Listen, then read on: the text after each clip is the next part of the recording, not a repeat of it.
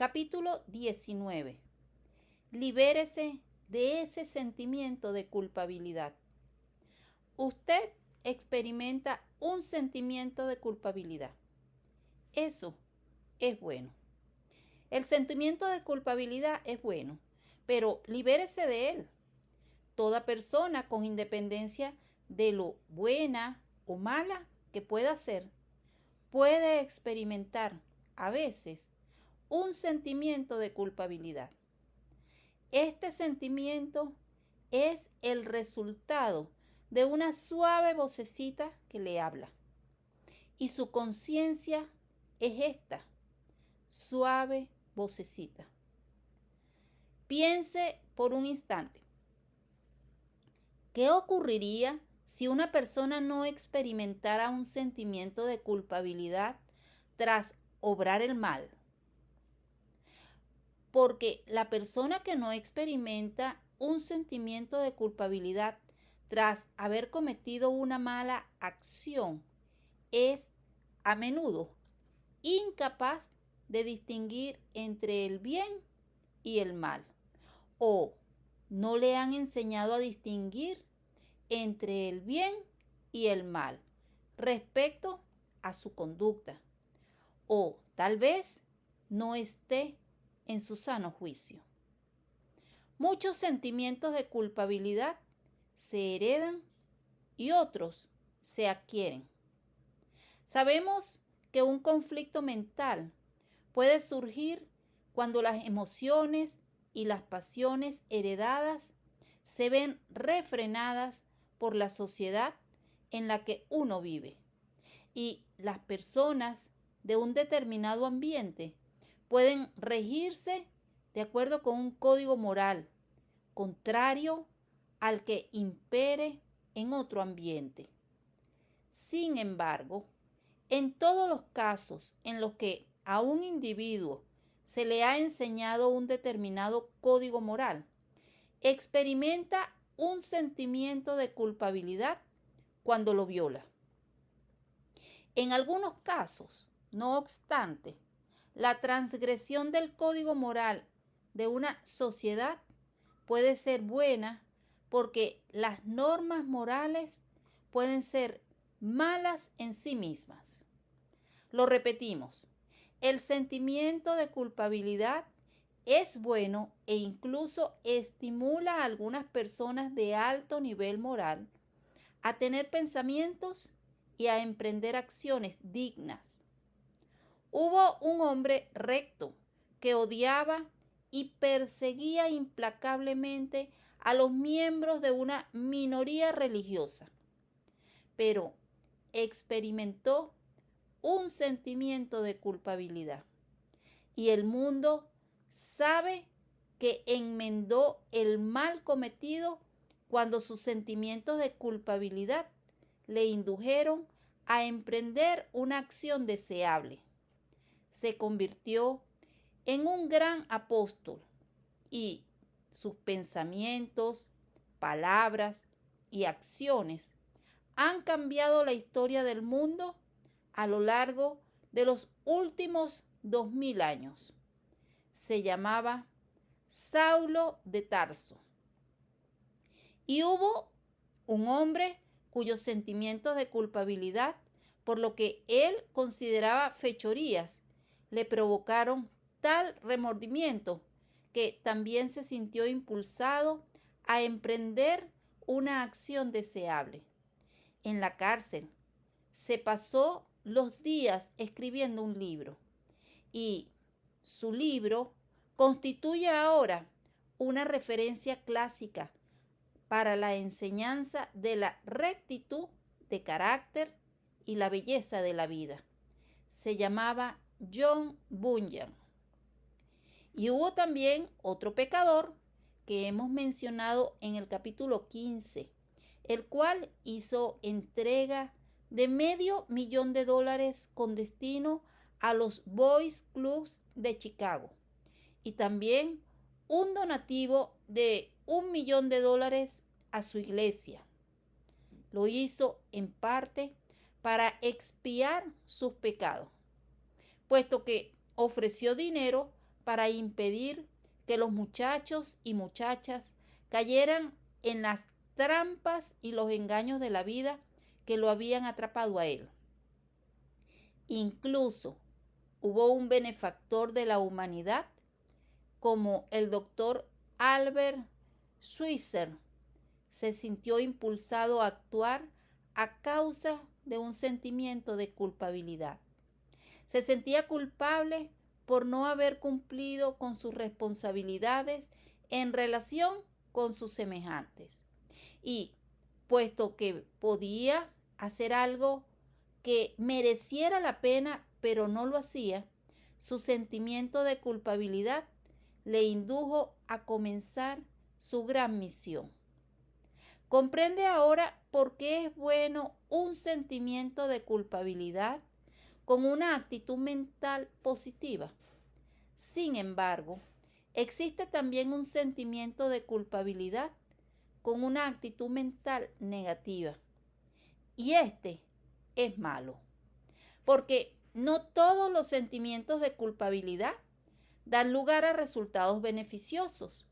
Cuando el individuo experimenta un sentimiento de culpabilidad y no se libera de este sentimiento con una actitud mental positiva, los resultados son con frecuencia de lo más perjudiciales.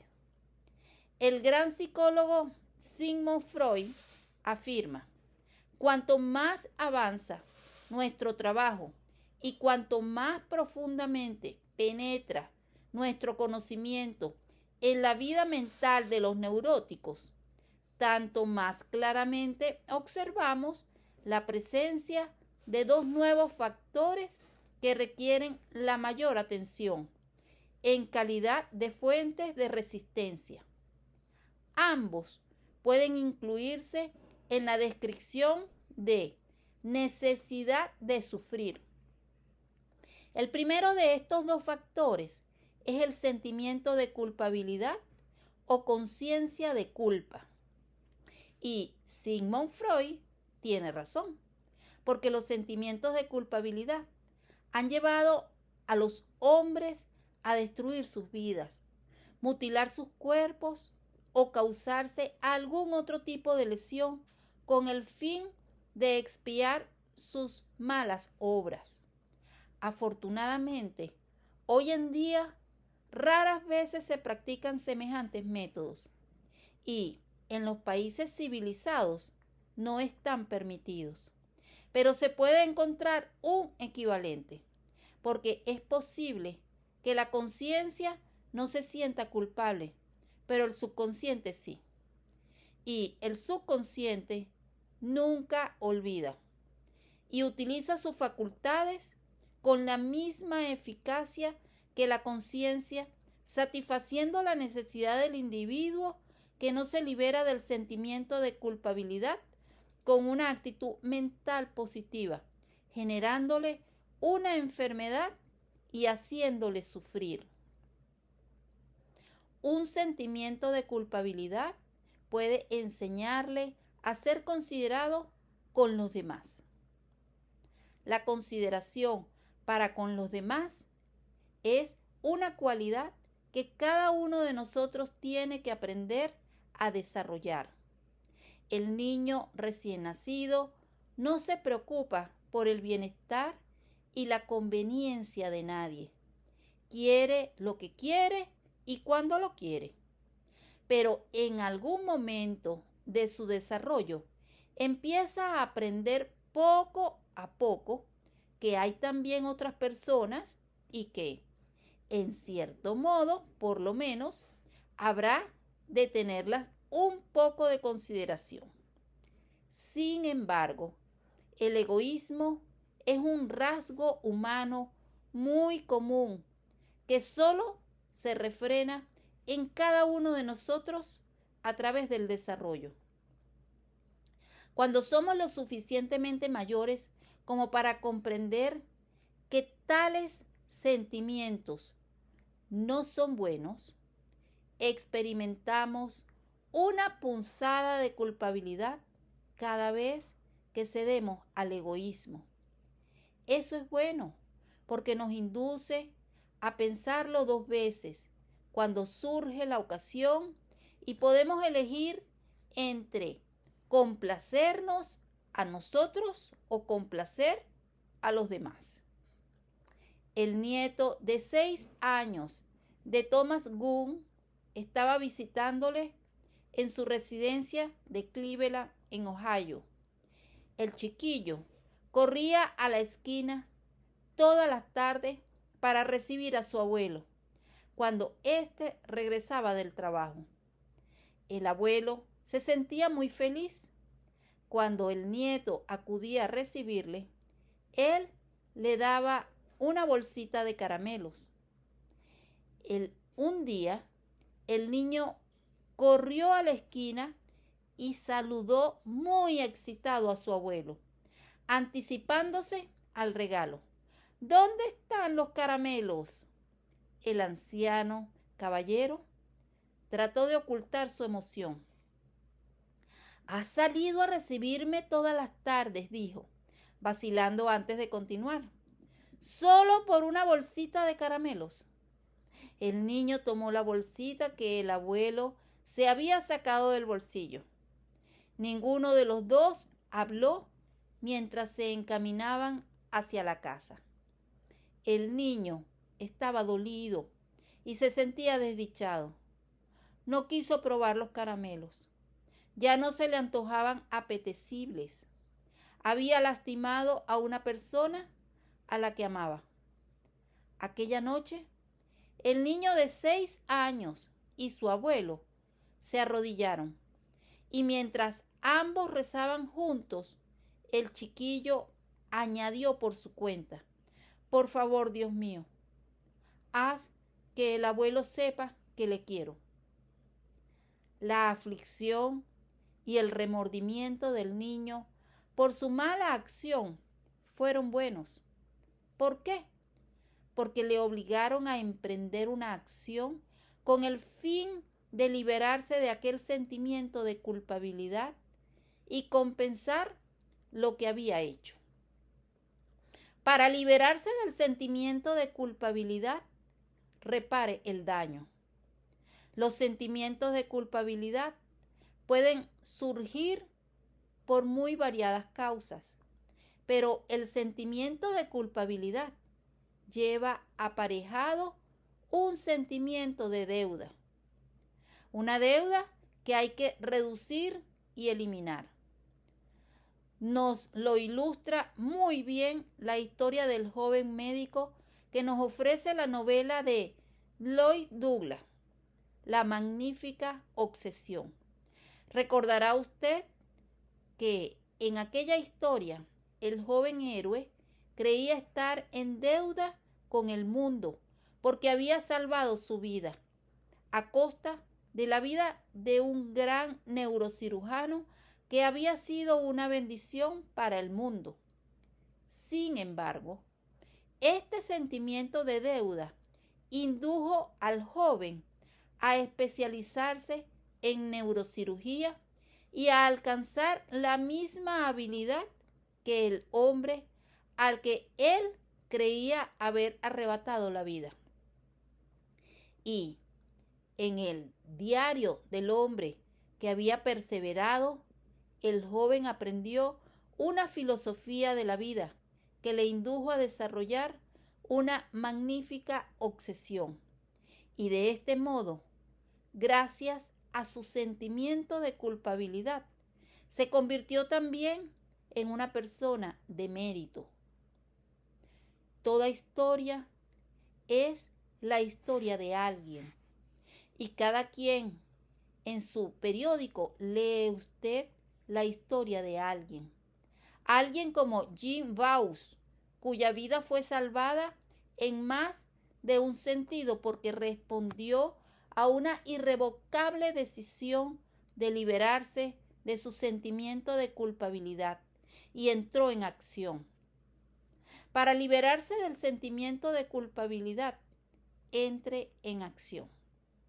Algunas veces las personas se ven atrapadas en una telaraña de fechorías y parecen incapaces de liberarse de ellas, porque dejan de esforzarse y se van enredando cada vez más hasta que al final hace falta casi una experiencia devastadora para liberarlas. Este fue el caso de Jim Bausch. Jim Bausch es un hombre que literalmente le debe la vida a su decisión de decir quiero. Una decisión que adoptó muy tarde en la vida.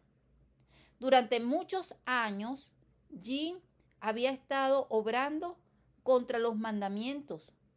Parecía como si tratara de transgredirlos todos, uno a uno. La primera vez que desobedeció el mandamiento de no robarás, era todavía un estudiante universitario. Un día robó $92,74. Se dirigió al aeropuerto, adquirió un billete y se fue a Florida. Algo más tarde volvió a robar, esta vez a mano armada.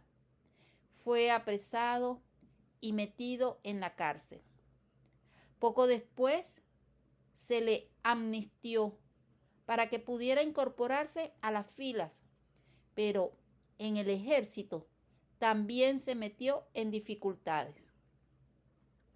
El Consejo de Guerra decía, por destinar propiedades del gobierno a uso privado.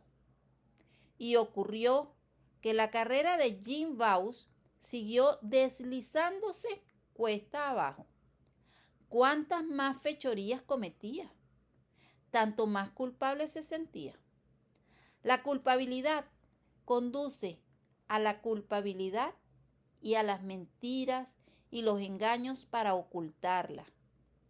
Ahora Jim ya no se sentía conscientemente culpable, porque su sentido consciente de la culpabilidad se había amortiguado, pero no así el de su subconsciente, porque allí se iba acumulando el sentimiento de culpabilidad sin que Jim se diera cuenta. Y tal como sucede en las historias que a menudo se leen en los periódicos, hizo falta una experiencia devastadora para que se despertara. Bausch fue licenciado del ejército, se casó y se trasladó a vivir a California, donde montó un negocio de electrónica. Un día, un hombre conocido simplemente como Andy acudió a Jim y le puso una gran idea para ganar en las carreras mediante un dispositivo electrónico. Al cabo de unas semanas, Jim se vio metido de lleno en el mundo del AMPA. Conducía un automóvil de $9,000. Tenía una preciosa casa en las afueras de una ciudad y tenía más trabajo del que podía atender. Un día, Jim discutió con su mujer. Ella quería saber de dónde salía todo aquel dinero y él no se lo quería decir. Entonces, ella se echó a llorar. Jim no podía soportar ver llorar a su esposa porque la amaba. Le remordía la conciencia.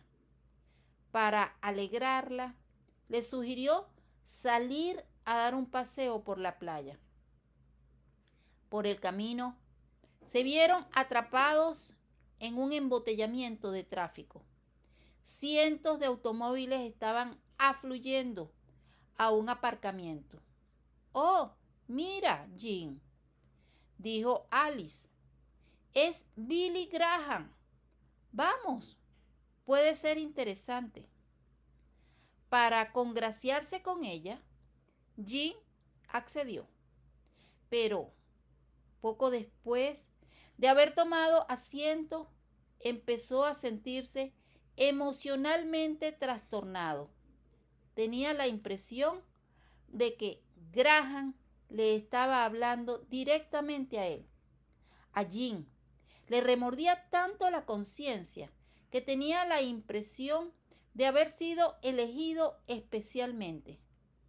Graham estaba diciendo: ¿de qué le sirve al hombre ganar todo el mundo si pierde su alma? Aquí hay un hombre que todo eso ya lo ha oído antes y que está endureciendo su corazón. Se yergue con orgullo y está decidido a irse sin haber adoptado su decisión. Pero esta será su última oportunidad. Su última oportunidad. La idea sobresaltó a Jim. Es posible que tuviera una premonición, o tal vez ya estaba preparado. ¿Qué quería decir el predicador? Graham estaba invitando a la gente a acercarse. Quería que la gente diera un paso físico que fuera el símbolo de una decisión. ¿Qué estaba ocurriendo?, se preguntó Jim. ¿Por qué sentía deseos de llorar? Súbitamente empezó a hablar. Vamos, Alice. Alice se dirigió obedientemente hacia el pasillo y se volvió para salir del recinto. Jim, que le estaba siguiendo, la tomó del brazo y la obligó a dar la vuelta. No, cariño, por aquí, le dijo. No, cariño. Años más tarde, cuando Jim había cambiado de vida por completo, pronunció una conferencia en Los Ángeles y habló de sus experiencias en el mundo del AMPA. Habló del día de su decisión, un día en el que le había sido encomendada la misión de trasladarse en avión a San Luis para un trabajo de escuchas telefónicas. Jamás llegué a San Luis, dijo. Tuve el valor, en su lugar, de caer de rodillas. Y en el transcurso de su conferencia, Jim habló de las dádivas que había recibido y de cómo había dado gracias a Dios por ellas. Había pedido perdón y había tratado de neutralizar sus malas obras, insistiendo en la aplicación de la regla de oro. Finalizada la conferencia, una dama se le acercó y le dijo: Señor Baus, creo que debiera usted saber una cosa.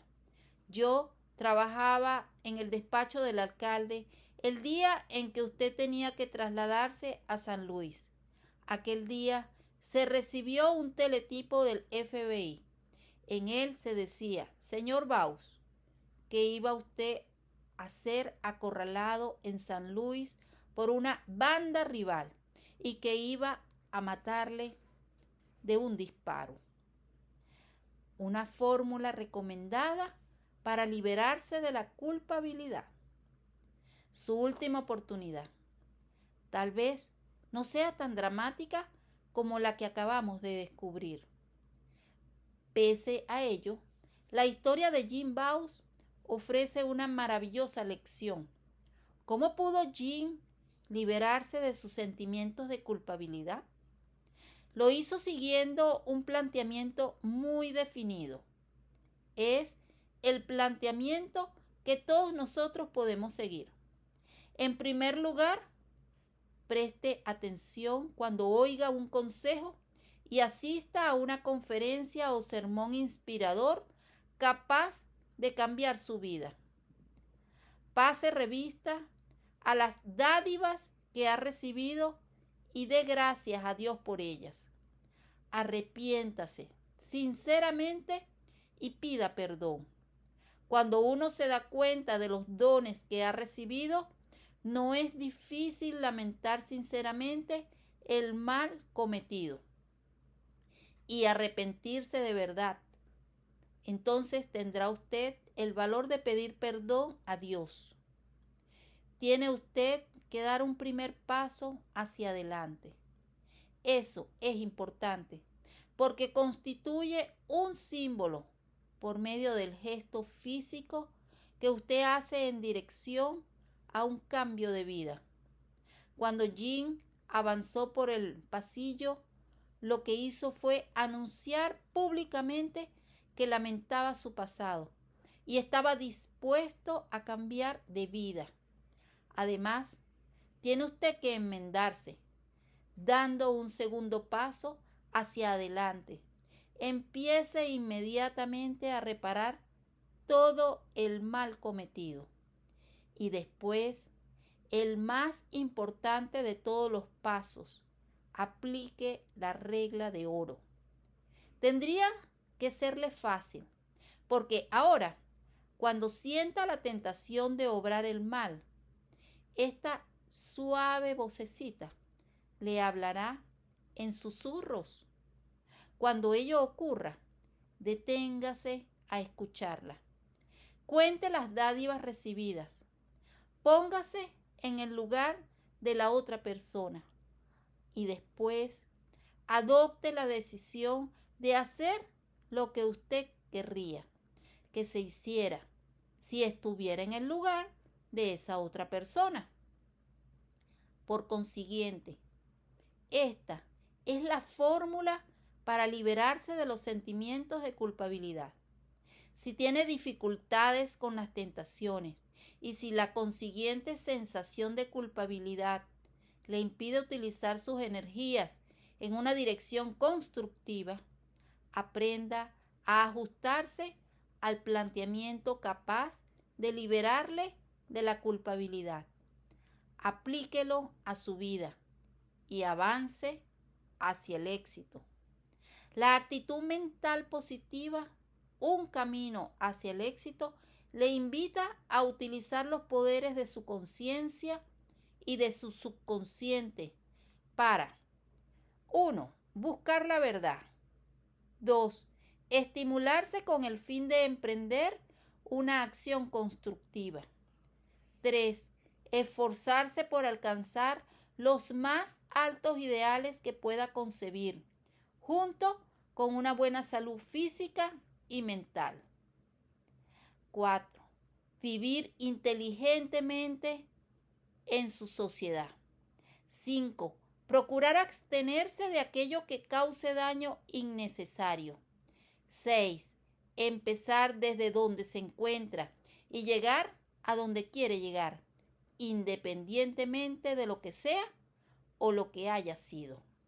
Cualquier cosa que le impida alcanzar nobles logros en la vida debiera ser apartada a un lado, lo cual carga sobre usted el peso de saber o averiguar lo que está bien o lo que está mal y de conocer lo que es bueno o malo en una determinada circunstancia y un determinado momento. ¿Conoce usted los 10 mandamientos, la regla de oro y otras normas para hacer el bien en la sociedad en que vive? Y es usted quien debe establecer las normas susceptibles de conducirle a sus objetivos deseados. Una cosa es conocer el objetivo y otra muy distinta, esforzarse por alcanzarlo.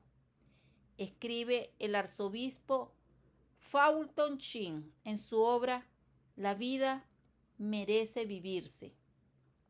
Elija sus objetivos, dirija sus pensamientos, controle sus emociones, entre en acción y encauce su destino. Hallará la respuesta si sigue buscándola. ¿Cómo? Una importante ayuda consiste en adquirir carácter. Adquirir.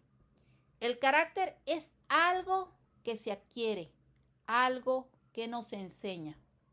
¿No fue la provocadora frase de Arthur Burger, antiguo director ejecutivo de los Boys Club de Boston?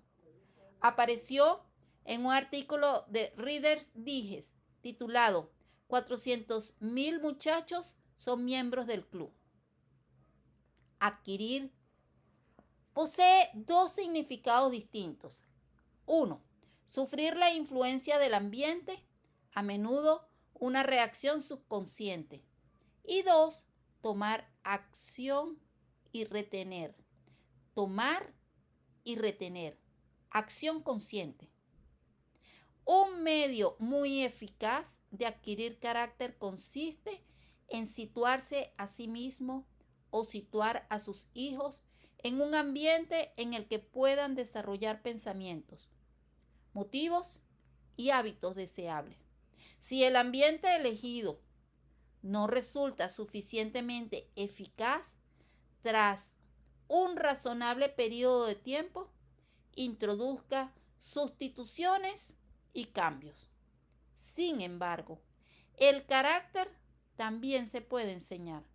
Y si los padres dedicaran más tiempo a enseñar y modelar el carácter, tanto por medio de preceptos como del ejemplo, los hijos adquirirían y aprenderían esta admirable cualidad tan necesaria para el éxito. ¿Qué hace a un delincuente? Y Baumeister, antiguo supervisor de educación de la institución masculina de Chino, California, dice: nuestros jóvenes necesitan una guía para elegir entre el bien y el mal, y esta deberían recibirla en casa. Cuando se habla de delincuencia juvenil, deberíamos darle otro nombre y situar la responsabilidad en su lugar correspondiente. Hoy en día tenemos en Norteamérica una situación de delincuencia paternal. Los padres no asumen las obligaciones y las responsabilidades que les corresponden. Todo el mundo ha nacido con un buen carácter en potencia. Edgar Hoover hizo esta afirmación. Se pueden leer volúmenes y más volúmenes sobre las causas del crimen, pero el crimen se debe literalmente a la falta de una cosa, de un sentido de responsabilidad moral por parte de la gente. Y la razón de que la gente carezca de responsabilidad moral estriba en la falta de sentimiento de culpabilidad. De ahí que no se desarrolle el carácter porque la conciencia está dormida y no actúa como guía. Y de la inmoralidad o amoralidad de los padres, los hijos no pueden adquirir ni aprender el carácter. Cuando una virtud se halla en conflicto con otra, a veces no es tan fácil decidir si uno tiene que decir sí o no, porque la cuestión a resolver puede entrañar un conflicto, una contradicción entre ciertas virtudes. Y toda persona en algún momento determinado tiene que enfrentarse con semejante conflicto y adoptar una decisión. Tiene que elegir entre lo que desea hacer y lo que debe hacer, o bien entre lo que quiere y lo que la sociedad espera de ella.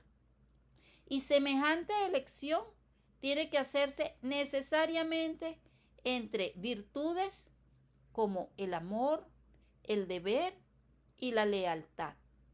Por ejemplo, el amor y el deber para con un progenitor en conflicto con el amor y el deber para con un esposo o una esposa. B. La lealtad a una persona en conflicto con la lealtad a otra persona. O C.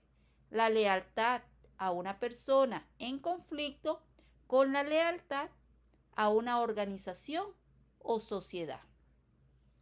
Ilustrémoslo con la historia del vendedor que trabajaba con George Johnson, porque ambos se enfrentaron con un conflicto entre la lealtad a una persona y la lealtad a otra persona, y a la organización que representaba.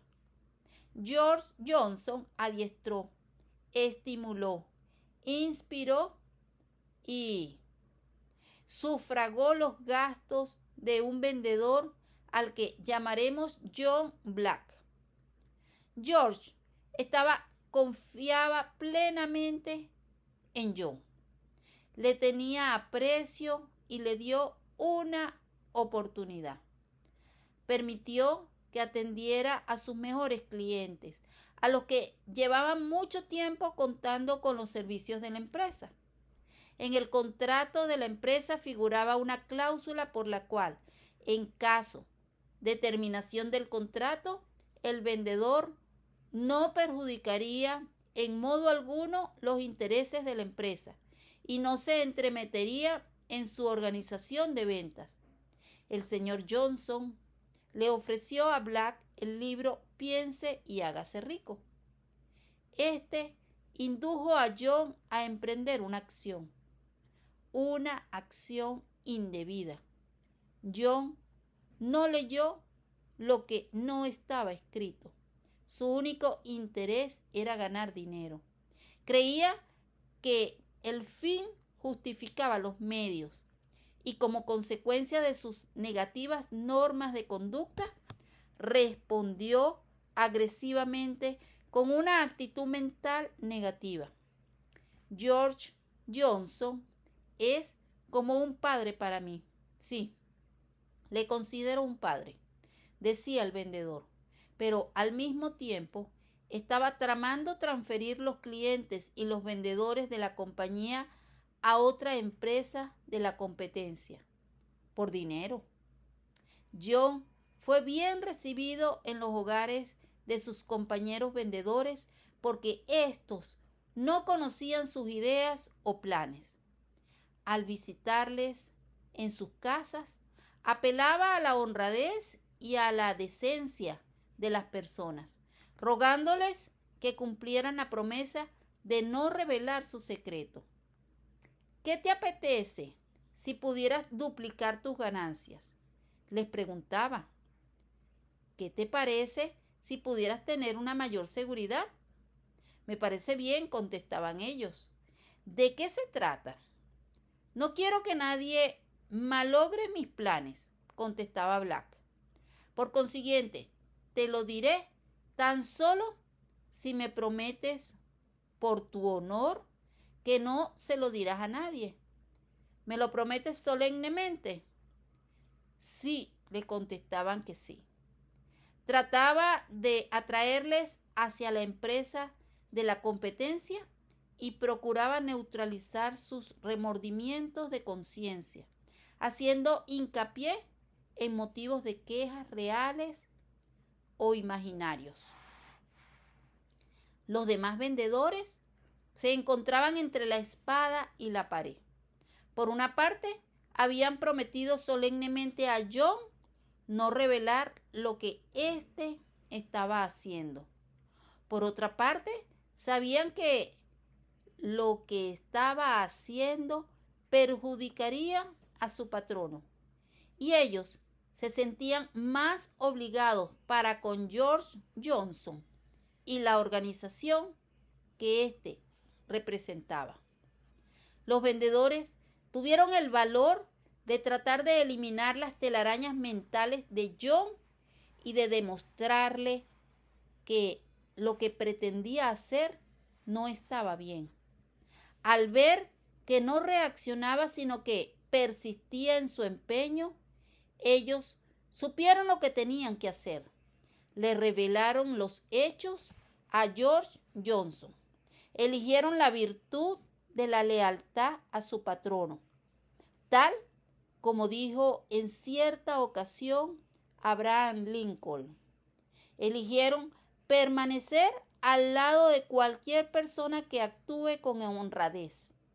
Permanecer a su lado mientras actúe con honradez y apartarse de ella cuando obre el mal.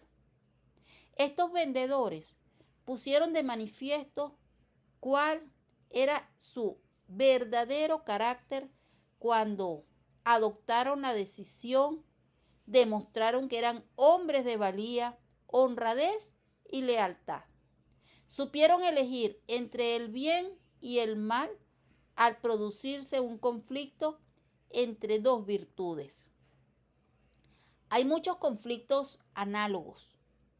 En su vida se enfrentará usted con la necesidad de adoptar decisiones en casos en que unas virtudes estarán en conflicto con otras. ¿Y cuál será su decisión? Tal vez pueda servirle de ayuda la siguiente recomendación. Haga aquello que su conciencia le diga que no le provocará sentimientos de culpabilidad alguno en lo que debe hacer, para ayudarle a adoptar la adecuada decisión en semejantes circunstancias. Complete el análisis del cociente de éxito que se expone en el próximo capítulo. Guía número 19. Ideas a seguir. ¿Tiene usted un sentimiento de culpabilidad? Eso es bueno, pero libérese de este sentimiento de culpabilidad. 2. Libérese de este sentimiento de culpabilidad, corríjase. 3. Una fórmula recomendada para ayudarle a liberarse del sentimiento de culpabilidad consiste en A.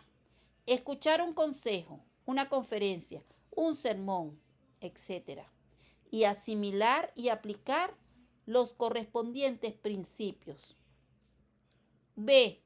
Hacer un repaso de las dádivas recibidas y darle las gracias a Dios por ellas. C. Después, lamentar sinceramente sus malas obras. El verdadero pesar incluye necesariamente una sincera decisión de apartarse del mal. D. Dar el primer paso hacia adelante. Reconocer su culpa y su intención de enmendarse. E. Reparar el mal en la medida de lo posible. F. Aprenderse de memoria, comprender y tratar de aplicar la regla de oro en sus relaciones con los demás. 4. Cualquier cosa que le impida en la vida las nobles acciones debiera ser apartada a un lado. 5. El carácter se puede adquirir y enseñar. 6. ¿Qué hace usted cuando dos virtudes se hallan en conflicto entre sí? 7.